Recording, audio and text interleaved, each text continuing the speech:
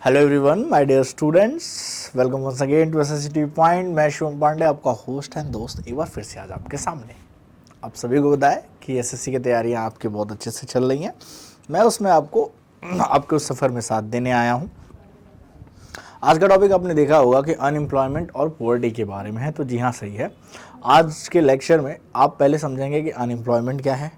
Unemployment समझने के बाद फिर हम पॉवर्टी के बारे में भी बात करेंगे किसी और लेक्चर में। फिलहाल आज हम समझने वाले अनएम्प्लॉयमेंट, टाइप्स ऑफ अनएम्प्लॉयमेंट, और उससे पूछे जाने वाले क्वेश्चन। जब पॉवर्टी का चैप्टर फिनिश कर लेंगे, अनएम्प्लॉयमेंट पॉवर्टी, तो उसके बाद उस पर बेस्ड क्वेश्चंस आपको करवाए जाएंगे। तो छोटे छोटे पार्ट्स में हम इन चीज़ों को कवर करेंगे, छोटे छोटे 15-20 मिनट 30 मिनट्स के वीडियोज़ में, ताकि आप आसानी से पढ़ सकें और आपको जो टॉपिक है वो आसानी से आप समझ सकें। तो चलिए बिना किसी देरी के शुरुआत करते हैं अनएम्प्लॉयमेंट की। अनएम्प्लॉयमेंट सिंपल से लैंग्वेज में आप बेरोजगारी कहते हैं। ये एक ऐसा शब्द है जिससे लगभग में बहुत कम ही लोग बच पाते हैं। बेरोजगारी का दौर लगभग में सब में आता है। कोविड ने सबको दिखा दिया। अच्छे एस्टैब्लिश बंदे ने, मैं खुद उसमें से एक था जो कुछ 4-5 महीने बेरोजगार रहा। ठीक है, बेरोजगार मतलब डिपेंड करता है, कोई इनकम के सोर्स छोटे मोटे थे। एक होता है प्रॉपर रोजगार, ऐसा नहीं था कि ब्लैंक था, लेकिन हाँ, एक कहते हैं कि आपने जो चीज़ें स्टैब्लिश की हैं उसके कंपैरिजन में कुछ नहीं था। तो खैर कोई बात नहीं, भगवान न करे ऐसी कोई सिचुएशन दोबारा आए और हम दोबारा इस तरह की सिचुएशन में फंसे। लेकिन हमें ये पता होना चाहिए कि आप किस टाइप्स में आते हैं। भाई अगर मैं बेरोजगार हूँ तो मैं किस तरह का बेरोजगार हूँ। कुछ तरह की बेरोजगारी अच्छी मानी जाती है। अच्छी इन द सेंस मतलब बेरोजगारी अच्छी मानी नहीं जाती है, लेकिन अगर आप उस तरह के बेरोजगार हो, इसका मतलब आप कुछ अलग ट्राई कर रहे थे इसलिए बेरोजगार हुए हो। ऐसा नहीं कि आप में क्वालिटी नहीं थी।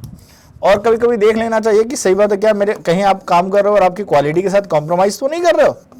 कॉम्प्रोमाइज़ कर रहे हो तो भाई पता चल जाएगा कि क्या इशू है। तो चलिए आज के लेक्चर के बाद से आपको बेरोजगारी में कोई इश्यूज नहीं आएंगे। आप देख सकते हो, ये अक्सर दिखाते हैं मूवीज़ वगैरह में कि जब कॉर्पोरेट ऑफिस से भाई लोग निकलते हैं तो क्या अपना एक बैग होता है, उसमें सारी फाइल्स लेके निकलते हैं। तो इसी को कहा जाता है फायर। एक है फायर निकाल दिया गया। शायद मैं भी कुछ एक जॉब से तो ऐसे ही मतलब रिजाइन रखा था, वो तो करवाते ही हैं, पर निकाला ही गया रहा होगा, रीज़न जो भी रहा हो, कोविड के टाइम पे ही। और दूसरा क्या है, आई नीड जॉब। ये तो आप इंडीड से लेके naukri.com, मतलब अपना ऐप, पता नहीं क्या क्या है, मतलब इतने सारे ऐप है जहाँ पे आप अप्लाई करते रहते हो। लोग फिल्टर लगाते रहते हैं जॉब के लिए। एक बेस्ट चीज़ मैंने जो देखी, मैंने एक चीज़ पाई, टैलेंट वगैरह सब अपनी जगह, रेफरेंस अपनी जगह। भाई ये जो कहता है ना रेफरेंस, ये बड़ी तगड़ी चीज़ होती है। मतलब कोई भी आपको एम्प्लॉय रखना चाहता है ना, sometimes they read reference and it works in the reality. With the 6 year experience I can tell you कि रेफरेंस मैक्सिमम वर्क करता है। मैंने कहा तो हर जगह रेफरेंस से होता है, लेकिन मैटर करता है। अगर कोई रेफर करता है आपको तो इसकी मतलब अलग ही है। पूछा जाता है कि क्या कोई रेफरेंस है या कुछ और है, तो वाई अनएम्प्लॉयमेंट।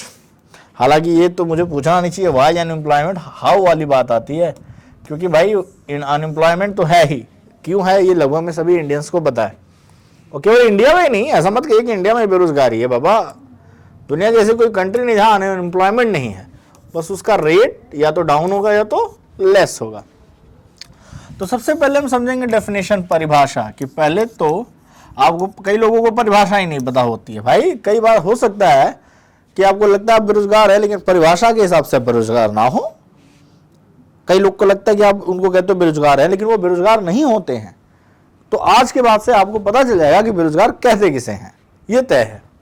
फिर हम समझेंगे टाइप्स, कि कितने तरह के बेरोजगार हैं, कॉजेज क्या है, कॉस्ट क्या आती है, मेजरमेंट कैसे करते हैं, और सोल्यूशंस भी होते हैं।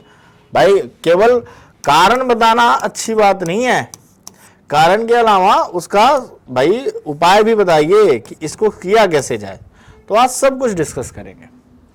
डेफिनेशन कहती है कि unemployment refers to a situation in which the workers who are capable of working and willing to work. देखिए भाई 14 ईयर तक तो वैसे भी बोला जाता है कि आपको बाल श्रम हो जाता है, तो इसको हटा दीजिए। तो अगर आप 14 ईयर से लेस है, मतलब 8th क्लास तक पढ़ रहे हैं, और आप सोच रहे हैं मैं पैसे नहीं बना रहा, रुपए नहीं बना रहा, तो कोई बात नहीं बाबू, नहीं हो अनएम्प्लॉय। ठीक है। उसके अलावा अगर आप पढ़ाई कर रहे हो, जैसे ऐसा थोड़ी है कि सब 8th के बाद है भाई, 18 ईयर तक तो बच्चा पढ़ाई करता है मिनिमम। साइड इनकम करे वो अलग बात है, लेकिन मतलब आप मान के चलो कि 12th तक पढ़ेगा या ग्रेजुएशन करेगा, जब तक आप पढ़ रहे हो तब तक अपने आप को बेरोजगार मत समझो, मतलब डेफिनेशन से तो चलो भाई। हाँ, अगर इस दौरान आप नौकरी ढूंढ रहे हो, इस दौरान आप क्या कर रहे हो, नौकरी की चाहत है, तो कोई बात नहीं। अदरवाइज आप एस्पिरेंट है, आप क्या है भाई, एस्पिरेंट है। एस्पिरेंट वही होता है ना जो किसी चीज की तैयारी करते हैं, ठीक है। तो एस्पिरेंट में चाहे आप एसएससी की तैयारी कर रहे हो तो आप क्या है, एसएससी के हैं, आप एसएससी के एस्पिरेंट हैं, आप क्या है, एसएससी के एस्पिरेंट हैं। तो अब है आप जो नौकरी की चाहत है आप हो, आप बेरोजगार में आओगे, क्यों, क्योंकि आपने शायद ग्रेजुएशन कंप्लीट कर लिया या अंडर ग्रेजुएशन तैयारी की स्टार्ट कर दी है जब तक, ठीक है। तो उस तरह से तो देखिए बेसिकली कहा जाता है कि 15 साल से लेके 60 साल मान लो, रिटायरमेंट की एज क्या होती है भाई, 60 साल।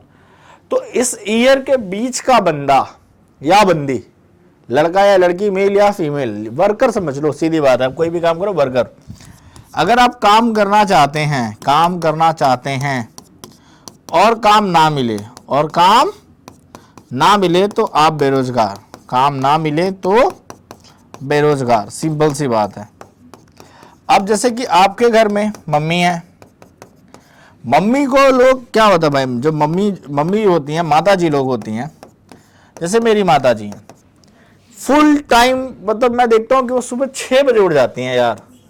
मेरी मतलब मैं आज जब उठता हूँ तो वो या तो उठी रहती है या तो मेरे उठने के बाद उठ जाती है, कहती बाबू तुमने जगाया नहीं, और 11 बजे तक कंटिन्यू कुछ ना कुछ करती रहती हैं। सुबह उठ के नाश्ता बनाएंगी, खाना बनाएंगी, रात में कुछ 11 बजे वो बर्तन धुल के सुलती हैं। But she is not willing to work, उनको कहीं जॉब करने की जरूरत नहीं है, ना वो जॉब करना चाहती हैं। She is not ever talk about that she wants to do the job because she is happy what she is doing, ये हाँ, ये चीज है कि वो मजबूरी में नहीं करती हैं, वो कहती हैं कि मुझे खुशी मिलती है कि जब मेरे बच्चे खा लेते हैं, तो सबका अपना अपना नेचर है, ठीक है। लेकिन अगर वही she was looking for the job तो मैं उनको अनएम्प्लॉयड करता, but right now she is what ever she is doing, अगर ये जॉब वो करे ना 6 से 11 तो इसकी पेमेंट नहीं कर पाओगे आप, तो ये अनपेड जॉब है, इसकी पेमेंट नहीं कर सकते आप रियलिटी में, बट इनको आप अनएम्प्लॉयड भी नहीं कह सकते। तो कभी भी ये ना कहें अपनी माँ को कि घर बैठी हुई हो। जिस दिन आप ये शब्द कहते हैं ना, बहुत ही गलत कहते हैं। तो अगर आपकी माँ आपको 2-4 वक्त की रोटी बनाती है, या घर में जो भी पर्सन ऐसा करता है, आपकी बहन हो या जो भी हो, और आप उनको आप ये कहते हैं कि घर में बैठी हुई हो, तो गलत है। वो काम छोड़ दें, तो उसी काम के मेड को आप पैसे देते हैं अलग अलग जगहों पे, तो लकी हैं यू हैव, उनको हम अनएम्प्लॉयड नहीं कहेंगे। आपके घर पे कोई पर्सन बैठा है, अब वो 24 साल हो या 25 साल का हो, ग्रेजुएट हो, पढ़ा लिखा हो, वो अलग बात है, लेकिन अगर उसका काम करने का मन ही नहीं है, उसको काम करना ही नहीं, वो सीधे कहता है मैं नौकरी नहीं करूंगा, तो वो बेरोजगार नहीं है, क्योंकि he is not looking for the work ना। once he look and he didn't find, then you will say he is an unemployed person और she is an unemployed person। करना ही नहीं है, बात ही खत्म है, अनएम्प्लॉयड कैसे कहोगे। तो सीधी बात है, 15 से 60 साल के बीच का कोई भी पर्सन जो काम के लिए देख रहा हो और काम ना मिले, तो उसे कहना घर में हाउसवाइफ है, उसका काम आपके जॉब से काफी बड़ा है, दाना ना मिले दिमाग नहीं काम करेगा मुंह में, ठीक है। तो ये सारी चीजें समझिएगा, और जो मैंने थोड़ा सा मोरल चीज बताई उस पर ध्यान दीजिएगा। समटाइम्स वी से डोंट से सच थिंग्स। चलिए आगे बढ़ते हैं, मेजरमेंट की बात करेंगे। किसकी बात करेंगे, मेजरमेंट के, कि कैसे अनएम्प्लॉयमेंट को हम देखते हैं। Economist typically focus on the unemployment rate. The unemployment rate is expressed as a percentage and calculated as follows. तो भाई इकोनॉमिस्ट में हम इनको भाई परसेंटेज के टर्म में एक्सप्रेस करते हैं। अनएम्प्लॉयमेंट रेट क्या होता है, unemployment worker by total labour force multiply by 100। सीधी बात है, कितने लोग अनएम्प्लॉयड हैं, टोटल लेबर फोर्स कितना है उसको 100 से मल्टीप्लाई कर दीजिए, जो परसेंटेज आएगा वही क्या होगा, आपका अनएम्प्लॉयमेंट रेट हो जाएगा। कि कितना काम अवेलेबल है, कितने लोग ऑलरेडी अवेलेबल है उसके लिए, और काम कितना है, कितना आपके पास वर्कफोर्स है, कितने लोगों को आप हायर कर सकते हो और कितने लोग अवेलेबल है, ठीक है। उसी पे परसेंटेज निकाल दो कि एक इतने लोगों का काम है और उस काम को मार भाई 100 लोगों का काम है और काम को करने के लिए 1000 लोग हैं, ठीक है। तो उस हिसाब से आप कर लो, आपको पता चल जाएगा।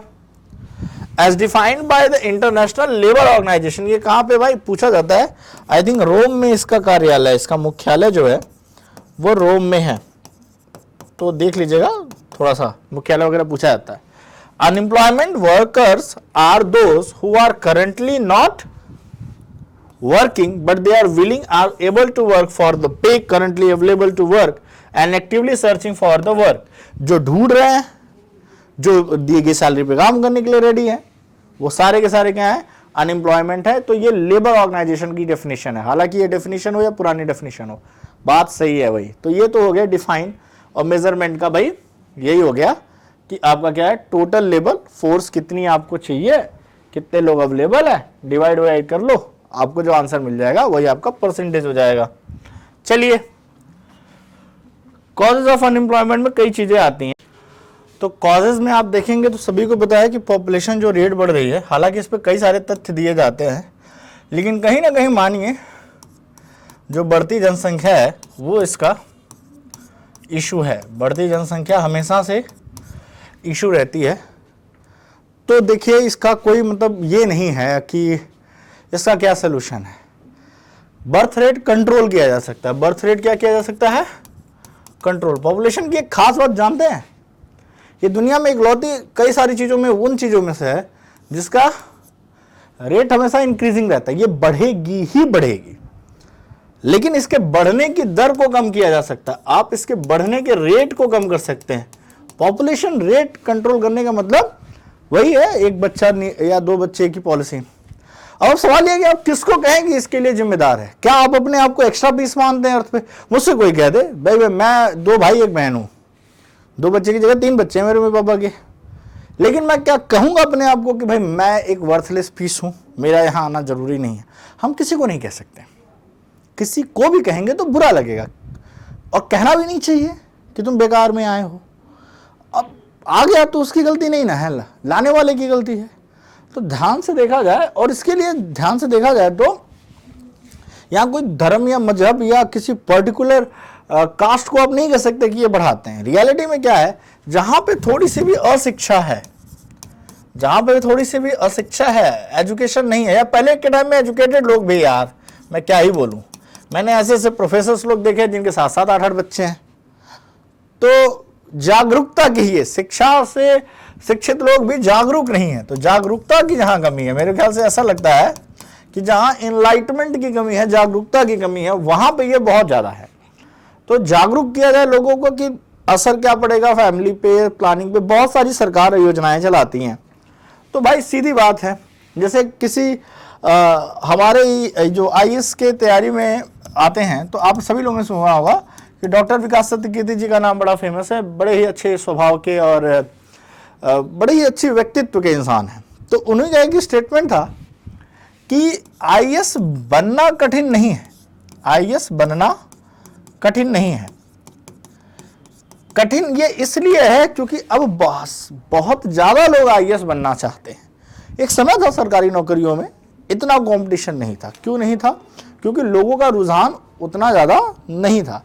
अब रुझान बढ़ने के कारण ये सारी समस्याएं मिल रही हैं। तो सर की बात कहीं ना कहीं सही लगती है, तो आप समझ सकते हैं। चलिए दूसरे कॉज पे आते हैं। एब्सेंस ऑफ एम्प्लॉयमेंट अपॉर्चुनिटी, सीधी बात है, रोजगार के अवसरों की कमी है। रोजगार के अवसर उतने ज्यादा नहीं है। जब एब्सेंस है, अपॉर्चुनिटीज के अवसर ही नहीं है, तो करेंगे क्या? जैसे अभी बिहार में एग्जाम हुआ है टीचर्स का, आई थिंक पता नहीं क्या था, बिहार में टीचर्स के एग्जाम को कंडक्ट कराया गया। पटना रेलवे स्टेशन पे मतलब ऐसा लग रहा था ना कि कुंभ का मेला चल रहा है। मैं देख के दंग हो गया कि क्या जरूरी है इतनी सरकारी नौकरी वहां पे। लेकिन भाई यही तो एस्पिरेंट है, यही तो है लोगों का जज्बा। तो थोड़ा सा देख के दंग हो गया। क्यों? क्योंकि हमारे यहाँ इतनी पॉपुलेशन डेंसिटी ज्यादा। सीजनल अनएम्प्लॉयमेंट, ये बड़ी दिक्कत है भाई। आपको सभी को पता है कि सीजन वाइज काम चलता है। कई सारे एम्प्लॉयमेंट क्या होते हैं, किसी ना किसी पर्टिकुलर मौसम पे डिपेंड करते हैं। जैसे छाता बनाना हुआ या रेनकोट बनानी हुई, ये भाई सब किस में मिलेंगे? या पकौड़े बेचने वाला पर्सन हुआ तो सबसे ज्यादा कब बेचेगा? बारिश में बेचेगा। कई जगह के टूरिस्ट प्लेस सीजन में होते हैं, कहीं टूरिज्म बंद हो जाता है, पहाड़ों में टूरिज्म बंद हो जाता है, वेस्टर्न घाट पे चालू हो जाता है बारिश में। तो सीजनल अनएम्प्लॉयमेंट का कोई खास इलाज नहीं है, ये जान लीजिए। सीजनल अनएम्प्लॉयमेंट लगभग में सभी सेक्टर में आती है। बहुत ही गिने चुने सेक्टर्स हैं। देखिए बहुत होगा क्या हो जाएगा, धंधा मंदा हो जाता है। क्या हो जाता है? धंधे में मंदी आ जाती है। तो क्या होगा? नहीं कुछ होगा तो धंधा मंदा आ जाएगा, उतनी कमाई नहीं रहेगी कि उतनी सैलरी दी जाए, तो छटनी शुरू हो जाती है। जैसे दीपावली आएगी तो दीपावली में लगभग में लोग अपनी बजट से ज़्यादा खर्च करने की कोशिश करते हैं। इसका मतलब कंपनियों को प्रोडक्शन ज़्यादा करना है, तो कंपनियों को जब प्रोडक्शन ज़्यादा करना है तो ज़्यादा लेबर हायर करेंगे और ज़्यादा लोगों को सैलरी मिलेगी और मार्केट में तेजी आएगी त्योहारों से। तो त्योहारों से क्या होती है? मार्केट में तेजी आती है और एम्प्लॉयमेंट क्रिएट होता है। तो त्योहार भी बहुत ज़्यादा इंपॉर्टेंट हो जाते हैं। ठीक है, अब जो भी खेती करता है, जैसे मेरे पिताजी किसान है, मेरे पिताजी क्या है? किसान है। अब ध्यान से देखा जाए तो किसानी में एक ट्रेडिशनल खेती वो करते हैं जिसमें केवल राबी की क्रॉप ग्रो करते हैं वो अच्छे से, और राबी की क्रॉप में केवल गेहूं का उत्पादन करते हैं और बहुत कुछ होगा तो थोड़ा बहुत सरसों उगा लेंगे अपने खाने के लिए, इससे ज़्यादा नहीं। बात करें पैडी की क्रॉप में तो राइस कल्टीवेशन में वो कहते हैं ना कि अधिया दे देना या किसी को हुंडा दे देना, खुद से बुआई ना करना, क्योंकि बारिश का कोई ठिकाना है नहीं, या तो बहुत ज़्यादा हार्डवर्क करें, क्योंकि गाँव में कैनाल सिस्टम नहीं है। कैनाल सिस्टम ना होने की रीजन से इरिगेशन पॉसिबल नहीं है और कॉस्टली पड़ जाता है। तो कई कारण है खेती में भी। ठीक है, इसी तरह से सीजनल इसी तरह से आप कह सकते हो वो लेबर, जो एग्रीकल्चर लेबर है, क्या है? एग्रीकल्चर लेबर है। तो जो एग्रीकल्चर लेबर है वो क्या करेगा भाई? एग्रीकल्चर लेबर का भी तो वही इशू है कि जब तक खेती में काम है तब तक काम है। आजकल मशीनें इतनी ज़्यादा आ गई हैं कि कॉस्ट कटिंग करनी, किसानों के लिए कॉस्ट बच जाती है, तो लेबर की जगह वो क्या करेंगे? आजकल इन लेबर्स को हटा के मशीनों को प्रेफर करेंगे, और करना भी चाहिए। कहीं ना कहीं कोई भी बिजनेस यही कहता है कि आप कॉस्ट कटिंग करें। अगर आप कॉस्ट कटिंग नहीं करेंगे तो फायदा कैसे कमाएंगे? क्योंकि किसानी कोई बहुत बड़ा बिजनेस नहीं है, one of the risky game है जिसमें आपकी सारी की सारी मेहनत खुले आसमान के नीचे होती है, भगवान भरोसे। एक ऐसा बिजनेस है जिसे आप पूरा भगवान भरोसे कह सकते हो। ठीक है, increasing turn out of the student from the Indian universities, slow developing rates. आजकल देखते हैं कि भाई आजकल मतलब अभी एक एग्जाम आती है CUET की, आजकल क्या है? Common university entrance test. लाखों बच्चे एग्जाम देते हैं। ये लाखों बच्चे जब पढ़ के निकलते हैं 3 साल ग्रेजुएशन के, तो कई बार ग्रेजुएशन के बाद उनको यही नहीं समझ में आता करना क्या है। फिर वो जाके किसी महंगे कॉलेज से, मम्मी पापा का पैसा है तो MBA करेंगे, नहीं तो फिर SSC की तैयारी, बैंक की तैयारी। अब बच्चा BSc करता है या बच्चा BCom करता है या MCom करता है, तो कॉमर्स के सेक्टर में वो कुछ करता तो बेहतर होता है या साइंस के सेक्टर में। अंत में उसे आना पड़ता है SSC और बैंकिंग, और SSC और बैंकिंग एग्जाम की जो आप तैयारियां करते हैं, कई बार आपके ग्रेजुएशन सब्जेक्ट से कोई रिलेशन ही नहीं होता। फिर पता चलता है कि जो 10th और 12th की मैथ्स थी वो ही मायने हैं, रीजनिंग मायने हैं, इंग्लिश 10 से 12 तक की जो आपने पढ़ी थी, फिर आपको वही घसीटना है अच्छे लेवल पे और बड़े ही प्रॉपर तरीके से हमें तैयारी करनी पड़ती है। तो वो भी क्या है? एक तरह से अनएम्प्लॉयमेंट का टर्न आउट है। इंडस्ट्रीज उतनी ज़्यादा डेवलप ही नहीं है हर एरिया में। Insufficient rate of economic progress. तो इकोनॉमिक्स की प्रोग्रेस उतनी ज़्यादा आपकी अर्थव्यवस्था की प्रोग्रेस, भले हम 5वीं अर्थव्यवस्था हैं, 5वीं अर्थव्यवस्था होने से काम नहीं बनता।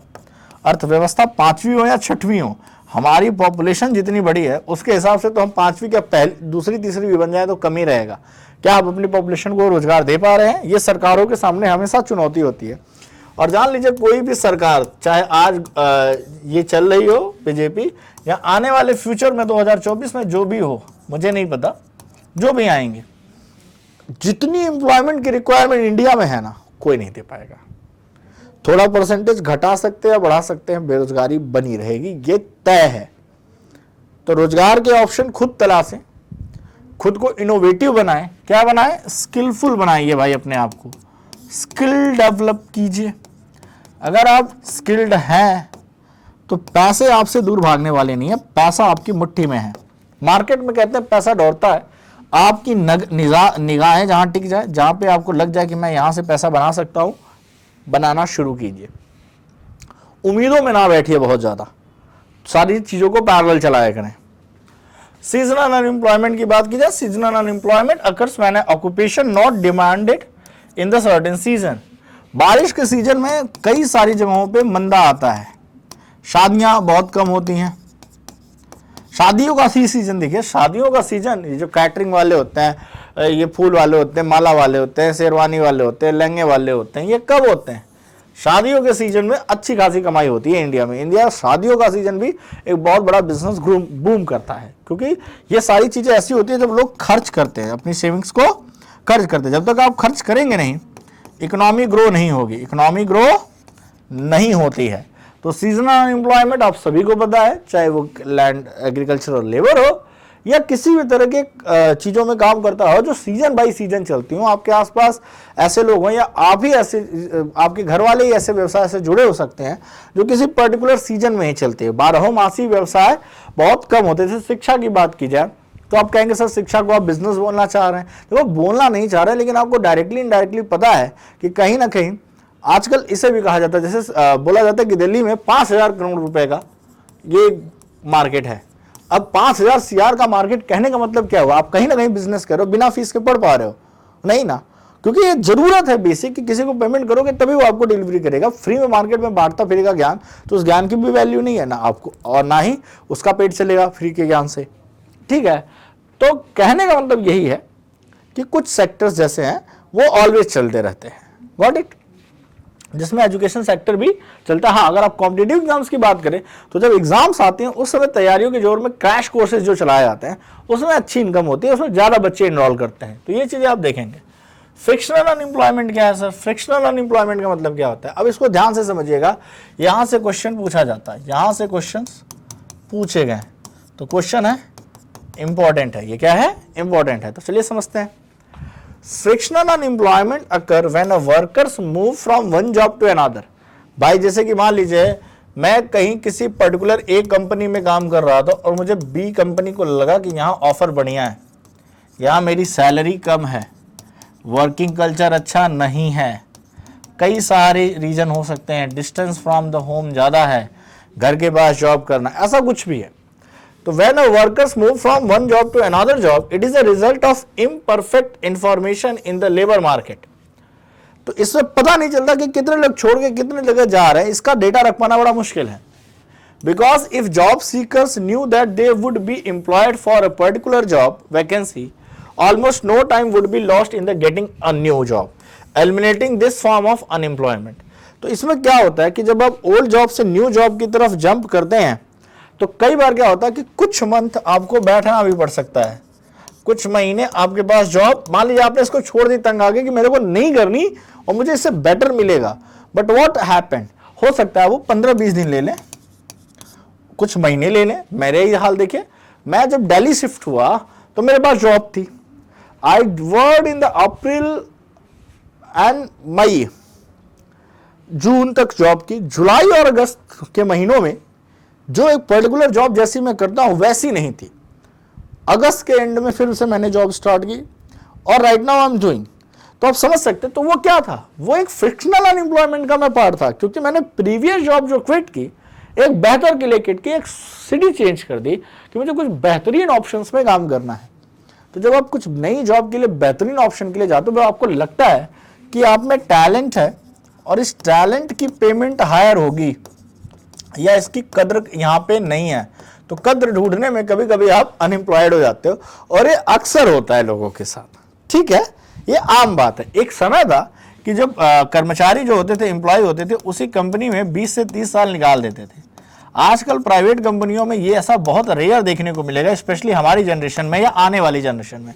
You can't satisfy the next generation because of the workload and many more things. ठीक है, तो आपको पता चल गया फ्रिक्शनल अनएम्प्लॉयमेंट ये पूछा जाता है तो कहा जाता है कि ये कहीं ना कहीं विदेशों में ज़्यादा पाया जाता है। खैर इंडिया में भी कमी नहीं है, आईटी सेक्टर में उठा के देख लो, जितने भी हाई फाई कॉर्पोरेट सेक्टर है, आम बात है ये अनएम्प्लॉयमेंट का तरीका। ठीक है, तो इंपॉर्टेंट है, याद रखिएगा।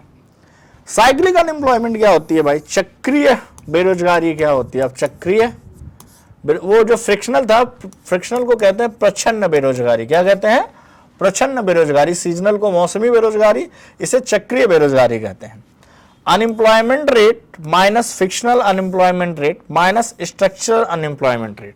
साइकिल ये बनता है कि अनएम्प्लॉयमेंट के रेट से पहले फ्रिक्शनल घटा दो, क्योंकि फ्रिक्शनल वाला बेरोजगार परमानेंट नहीं है, वो एक अच्छी जॉब के चक्कर में ढूंढ के गया तो थोड़ी देर के लिए वो अनएम्प्लॉयमेंट गैप क्रिएट कर देगा। स्ट्रक्चरल अनएम्प्लॉयमेंट भी होता है। ये क्या होता है इसके बारे में भी मैं बता देता हूं तो आपको आइडिया लग जाएगा। इन सबको अनएम्प्लॉयमेंट रेट से माइनस करते हैं तो साइक्लिक अनएम्प्लॉयमेंट आती है। ठीक है, कैसे? तो देखता हूं मैं, स्ट्रक्चरल पहले समझ लीजिए।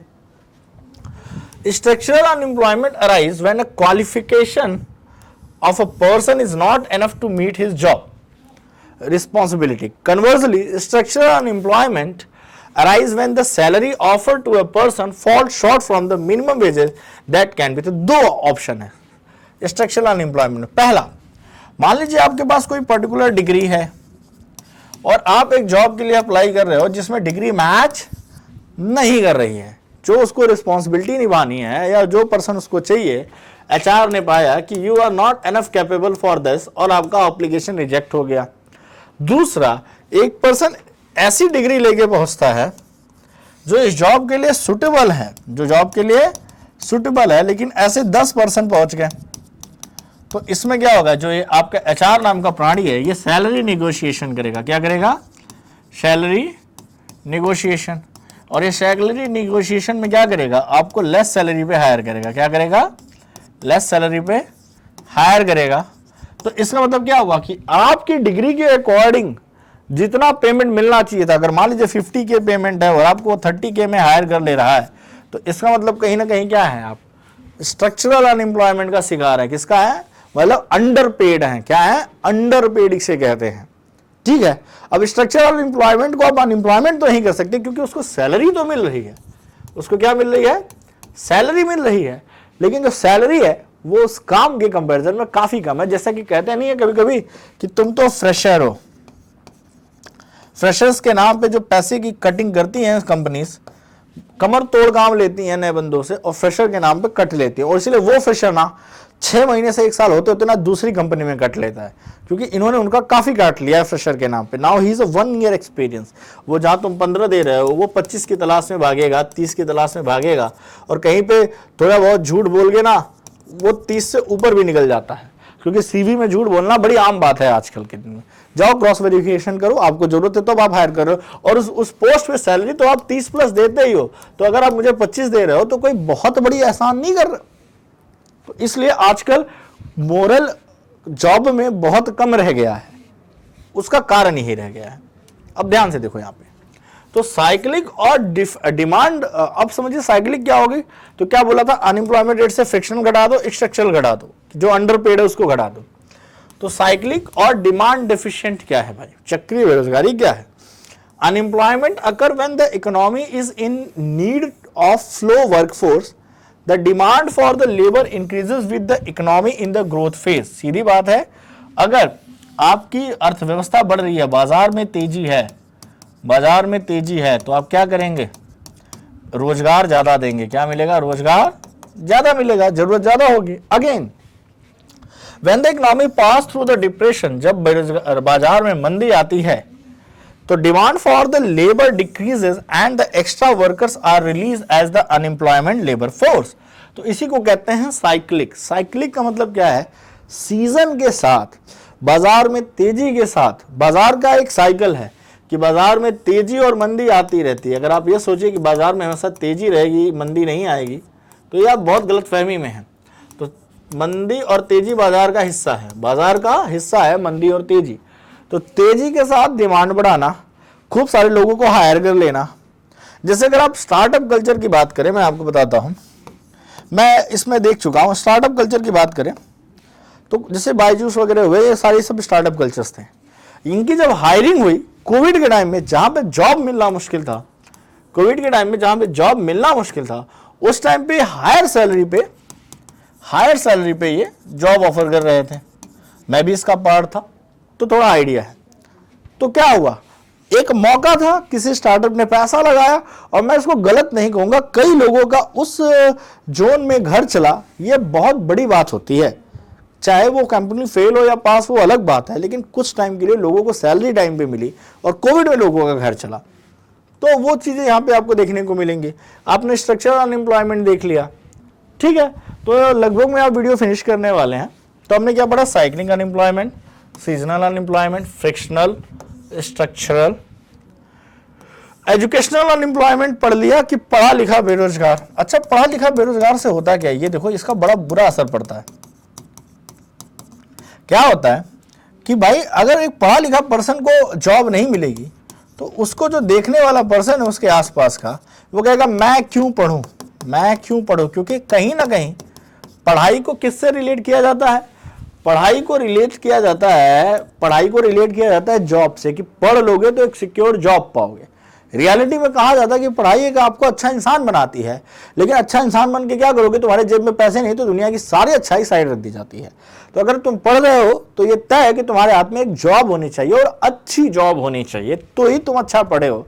डजंट मैटर तुम क्लास फर्स्ट से लेकर 12th तक ग्रेजुएशन से टॉप किए हो और तुम्हारे हाथ में कोई डिग्री जॉब नहीं है, तुम्हें पढ़ा लिखा माना ही नहीं जाएगा। सोसाइटी का यही रूल है, यही समाज है, इसकी सच्चाई को आप अभी से एक्सेप्ट कर लीजिए और ये आपको कहीं ना कहीं फैक्ट पता भी है, ठीक है।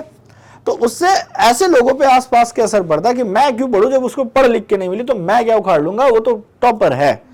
ये सोच आम बात है डेवलप होना, इसको आप रोक नहीं सकते क्योंकि आसपास का समाज ऐसा है और ये ऐसा ही रहने वाला है अच्छे खासे दिनों तक, क्योंकि कहीं ना कहीं खर्चे चलाने के लिए पैसों की जरूरत है और एक बार आपकी जेब में पैसा नहीं ना तो बहुत ज्यादा इज्जत वगैरह मिलती नहीं है। ये सबको पता है, ये बात मैं ही नहीं कह रहा हूं, सब जानते हैं, ठीक है। डिस्गाइज्ड अनएम्प्लॉयमेंट ये एग्रीकल्चर में देखने को मिलता है, इसको समझिए क्या है। ये एग्रीकल्चर सेक्टर में व्यवस्थित अनएम्प्लॉयमेंट है। समझिए इसका मतलब क्या है।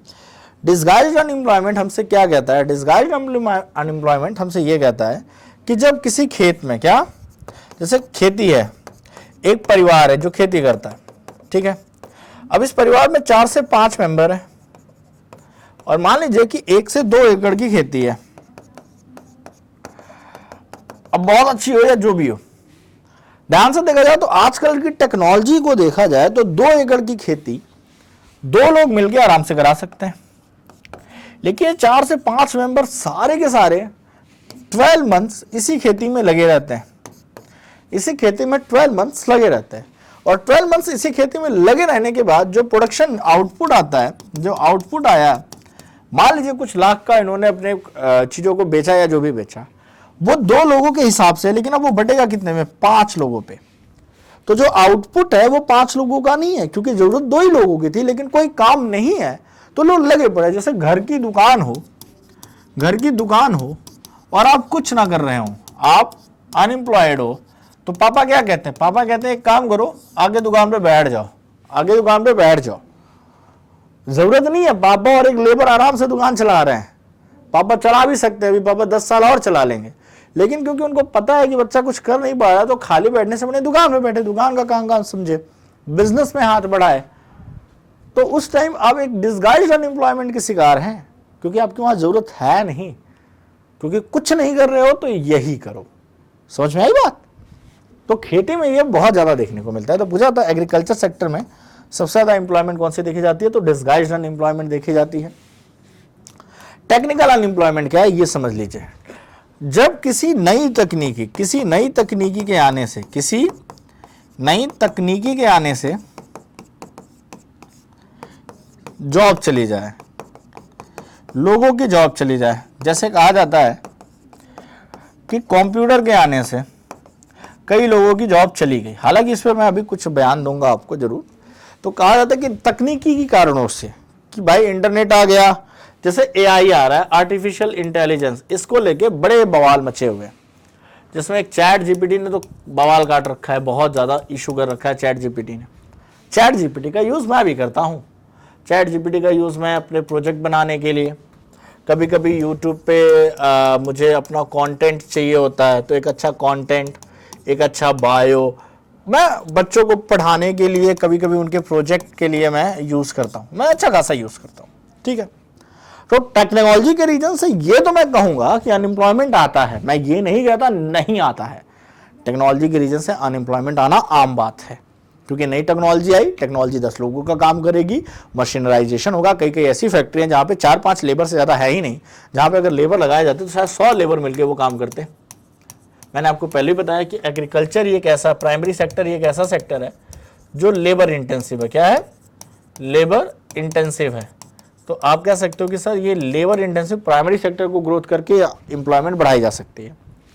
तो सवाल ये है कि लेकिन एक चीज़ और है, चलिए यहीं पे मैं एक एग्जांपल देता हूँ कि मान के चलिए कि जब रेफ्रिजरेटर बने, जिसे आप फ्रिज कहते हो, क्या कहते हो? फ्रिज कहते हो। जब फ्रिज बनाए गए तो हमें क्या लगा कि जो कंपनियों ने इन्वेस्ट किया है फ्रिज बनाने में उनकी कमाई बहुत अच्छी होगी, लेकिन फैक्ट चेक क्या है? फ्रिज बनाने वाली कंपनी ने उतने पैसे नहीं कमाए जितना कि फ्रिज में रखे जाने वाले सामान वाली बनाने, जैसे जिसने कोका कोला बना लिया, कोका कोला बन गया आपका, या किसी भी तरह की कोल्ड ड्रिंक बनाई, या ऐसी चीजें बनाई जिसको फ्रिज में रख के स्टोर करके आप लॉन्ग टर्म के लिए यूज कर सकते हो, उन कंपनियों ने भी खूब दबा के पैसे कमाए। ऐसे ही जब कोई टेक्नोलॉजी आती है या कोई एआई जैसा टूल आया है, तो एक जिनकी एआई की वजह से जॉब चली गई, दूसरा एक ऐसा भी तबका होगा, ऐसा भी ग्रुप होगा जो इस एआई का यूज करके नोटें छापेगा, क्योंकि अब वो चीज बनाएगा जिससे वो एआई का यूज करके बना सके। तो आप हमेशा उस प्रोडक्ट की तरफ ध्यान दें जो आप उस टूल का यूज करके बना सकते हैं। आप एआई बनाने वाली कंपनी से ज्यादा पैसे छापने वाले हैं। ऐसे कई सारे कंटेंट राइटर हैं जो आजकल मल्टीपल काम कर रहे हैं एआई का यूज करके। तो कभी भी किसी चीज को खतरा समझने से बेहतर है कि उसका उपयोग समझें। ये कहना और रोना कि ये खतरनाक है, इससे कोई बैन करने वाला कंपनी नहीं है। ये भविष्य है और ये सच है, ये भविष्य का सच है। ये मान लीजिए कि जो एआई है या जो टेक्नोलॉजी का टेक्निकल अनएम्प्लॉयमेंट है, ये भविष्य का सच है। रेलवे से लेके हर जगह एआई का यूज हो रहा है। तो आपको क्या लगता है कि ये अब बंद कर देगी सरकार? तो टेक्निकल एम्प्लॉयमेंट आपके भविष्य का सच है, इसको माइंड में रख लीजिए। ये कई सारी जॉब लेके उड़ने वाला है। तो अपने आप को इतना स्मार्ट बनाइए कि आप एआई वगैरह का उपयोग करना अच्छे से सीख लें, चीजें आपकी सेफ रहेंगी। तो आई थिंक जी हाँ, तो यही है टाइप्स ऑफ अनएम्प्लॉयमेंट। एक बार फिर से देख लीजिए, क्योंकि अब आपकी इतने ही क्वेश्चंस में आपके एग्जाम्स में क्वेश्चन बन जाएंगे। अनएम्प्लॉयमेंट का टॉपिक आपका यहीं खत्म होता है और नेक्स्ट लेक्चर में हम पॉवर्टी के बारे में पढ़ेंगे और पॉवर्टी पढ़ने के बाद मैं कुछ क्वेश्चंस लेके आऊंगा अनएम्प्लॉयमेंट के बेस पे और पॉवर्टी के बेस पे, उसको हम नेक्स्ट लेक्चर में डिस्कस करेंगे। तो आज के लिए इतना ही, मिलते हैं आपसे नेक्स्ट लेक्चर में। Bye everyone.